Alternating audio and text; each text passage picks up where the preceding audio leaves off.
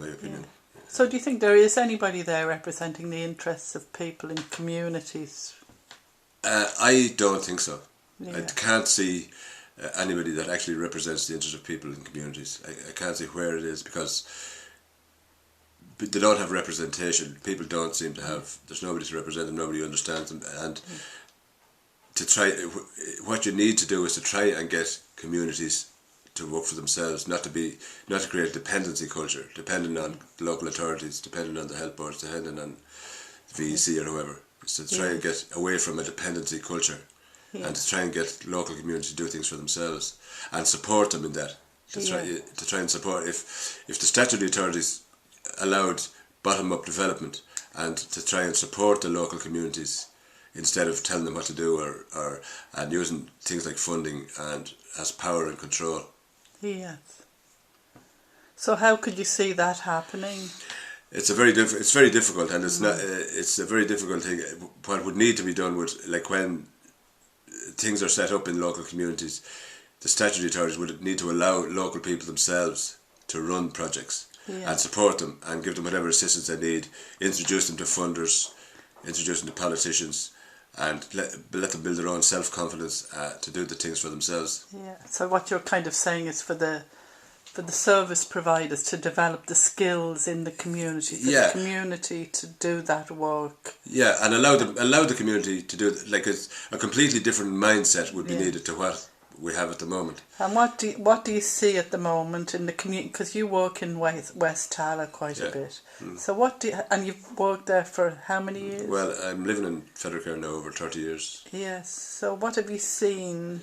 What's been your experience of service providers in the West Tallaght area? Well, my own experience is when I started working in community development first on the Tallaght Partnership and the West Tallaght Resource Centre, it was basically a top-down approach where people came in, set up groups, got local people involved, and basically that was the way it was. But the power structure rested with people who came in, the service providers. And I hadn't been working then for a while, and when I started working back up again, particularly the Federcare Community Garden, I discovered that I actually thought things would have changed, people would have learned lessons. Yeah. But I've discovered that actually it's the very same thing now as it was 30 years ago. Nothing has changed. Yes. Everything, it's exactly the same structure, exactly the same approach.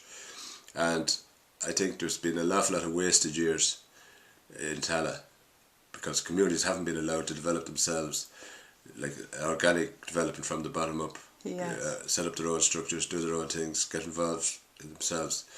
And the structures that are there at the moment actually they're designed, I think, to prevent people from developing, for local communities from developing naturally. Yes. And there's a lot of talk at the moment about civil society organisations. What do you think a civil society organisation is? I don't know. I have no idea what a civil society organisation is. Yes, in the development sector now there's a lot of talk about empowering civil society organisations. You've never come across that term. And I have no idea what it is. Yeah. So do you think there is a fair amount of jargon that the people at the grassroots are not familiar? Yeah, well, when I got involved in things like the Tallaght Partnership, it took me about 6 months to learn all the different initials for various different things. Like, I got a hand on it in the end. Yes. But they had initials for different agencies, different funding agencies, all sorts of stuff like that. But I think like when people come in, like from, we'll say, the statutory agencies into areas like Federcare, they're coming into a different environment, and they don't understand the environment they're coming in. They bring in their own prejudice, their own views on what people are like, and they can't, in a lot of times, relate to people that are there. And in some sense, I think they have a fear of allowing people too much power, because they just don't want. They try and hang on to control, hang on to power for themselves, and that's seriously detrimental to community development. And yet there's a lot of talk as well in community development and in the development sector about empowering people. Yeah, well, I think that's only a nice word they use. I think that's just it's grand in a report or something like that, but it doesn't really mean anything. It means nothing at all. Like, I think it's a horrible word. Yeah. Actually.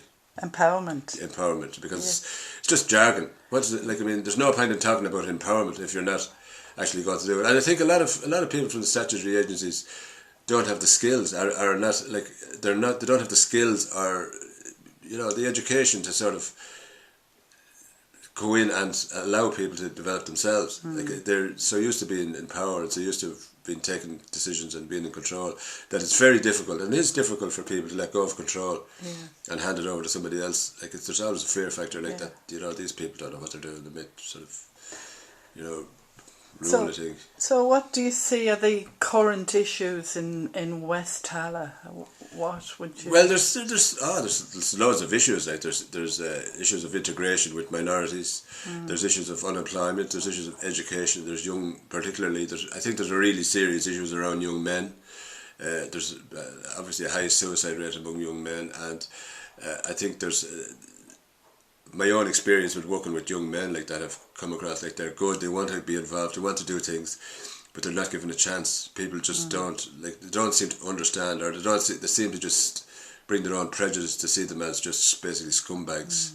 When in actual fact, when you get to know them, they're lovely young fellas, want to do things, want to get involved, but they've no role. They don't have a role. Young men don't seem to have a role now in society, particularly in West Tallaght. Now, I presume like in other areas, like more affluent areas, maybe they go to third level and they have a career. But in West Tallaght, it's like a lot of young men are soul destroyed.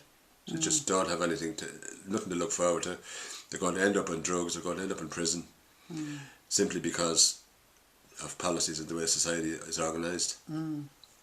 So would you have any ideas around how young men could be facilitated to develop skills? Well, I think there's a change of attitude and a change of mindset needed. People need to change their mindsets. Unless they change their mindsets, if people keep seeing young men in Tallaght, like a lot of them leaving school probably can't read and write. Until we see that they're actually human beings, they're people that have skills that can be developed. I don't see any hope at all. And it's a change of mindset needed, like within the communities themselves and from statutory agencies as well, because a lot of people within the communities have the same view of the young men as the statutory agencies would have.